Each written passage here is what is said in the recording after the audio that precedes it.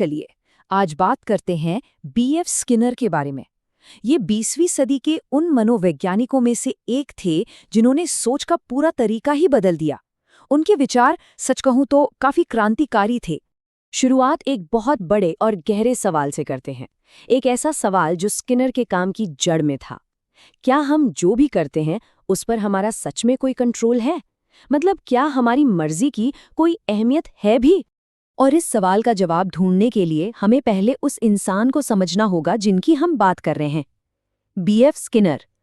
वो सिर्फ एक अमेरिकी मनोवैज्ञानिक ही नहीं थे, बल्कि एक व्यवहारवादी, एक लेखक और एक आविष्कारक भी थे।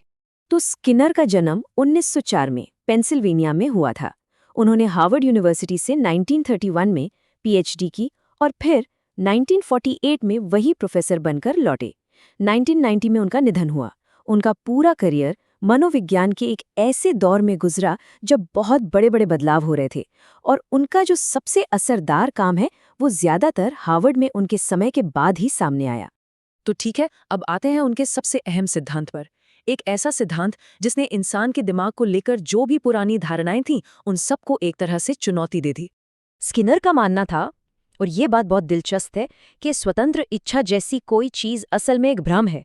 उनके मुताबिक हम जो भी करते हैं वो हमारे पिछले कामों के नतीजों पर निर्भर करता है। मतलब हमारे एक्शन अचानक नहीं होते, वो हमारे अनुभव से तय होते हैं। उन्होंने अपने इस फलसफे को नाम दिया रैडिकल बिहेवियरिज्म या कट्टरपंथी व्यवहारवाद।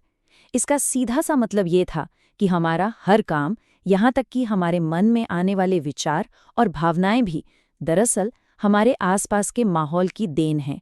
ये किसी अंदरूनी चीज की वजह से नहीं, बल्कि बाहरी दुनिया की प्रतिक्रिया के तौर पर होते हैं। तो सवाल ये है कि हम ये सीखते कैसे हैं? स्किनर ने इसके लिए एक प्रक्रिया बताई जिसे कहते हैं ऑपरेंट कंडीशनिंग या स्फूर्त अनुकूलन। ये एक बहुत ही सीधा साधा विचार है। किसी भी व्यवहार को उसके अंजाम से या तो मजबूत किया जा सकता है या फिर कमजोर। तो इस ऑपरेंट कंडीशनिंग में जो सबसे जरूरी टूल इस्तेमाल होता है उसे समझना बहुत जरूरी है, और वो है रीइंफोर्समेंट यानी सुदृढ़ीकरण। स्किनर ने इसके दो खास प्रकार बताए। पहला है पॉजिटिव रीइंफोर्समेंट या सकारात्मक सुदृढ़ीकरण। इसमें क्या होता है कि किसी व्यवहार को मजबूत करने के लिए कोई अच्छी चीज दी जाती है, जैसे अच्छा काम करने पर तारीफ मिलना। और दूसरा है नेगेटिव रीइंफोर्समेंट या नकारात्मक सुदृढ़ीकरण। इसमें किसी व्यवहार को मजबूत करने के लिए कोई बुरी चीज हटा दी जाती है। मान लीजिए सिर दर्द होने पर दवा ली और दर्द चला गया। अब यहाँ एक बात समझना बहुत जरूरी है, ये सजा या पनिशमेंट से बिल्कुल अलग है। पनिशमेंट का मकसद व्यवहार को कमजोर करना होता है, जबकि रीइंफोर्समेंट का मजबूत करना। अब स्किनर सिर्फ थ्योरी देने वालों में से नहीं थे, वो अपने आइडियाज को साबित भी करना चाहते थे। तो इसके लिए उन्होंने कुछ बहुत ही दिलचस्प डिवाइस बनाए ताकि वो अपने सिद्धांतों को वैज्ञानिक तौर पर परख सके। उनके आविष्कारों की लिस्ट काफी लंबी है, जैसे कि operant conditioning chamber, cumulative recorder, teaching machine, यहाँ तक कि कबूतर से गाइड होने वाली मिसाइल भी। लेकिन इन सब में जो सबसे मशहूर हुआ वो था ऑपरेंट कंडीशनिंग चैम्बर, जिसे लोग स्किनर बॉक्स के नाम से ज्यादा जानते हैं। और ये स्किनर बॉक्स उनके सिद्धांत को एकदम साफ साफ दिखाता है। सोचिए, एक बॉक्स में एक चूहा है। वो घूमते घूमते गलती से एक लीवर दबा देता है, और जैसे ही वो लीवर दबाता है उसे खाने के लिए गोली मिल जाती है। अब क्या होगा? चूहा धीरे धीरे ये सीख जाता है कि लीवर दबाने से खाना मिलता है। नतीजा, वो बार बार लीवर दबाने लगता है। तो यहाँ खाने की गोली ने लीवर दबाने वाले व्यवहार को मजबूत कर दिया और उस काम के दोहराए जाने की संभावना बढ़ गई। तो ये तो हुई उनके सिद्धांत और प्रयोगों की बात।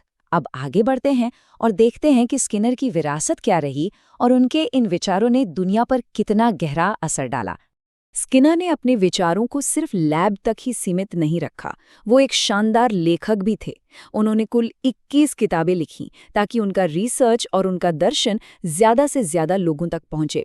इसमें वॉल्डन 2 जैसी कुछ किताबें तो काफ़ी विवादास्पद भी रहीं, जिसमें उन्होंने व्यवहारवादी सिद्धांतों पर चलने वाले एक काल्पनिक समाज की तस्वीर पेश की थी।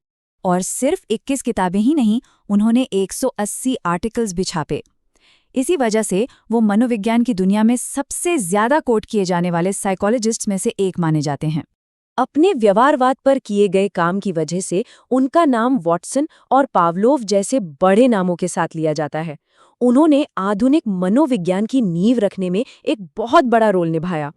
और आखिर में एक सवाल जो सोचने पर मजबूर करता है।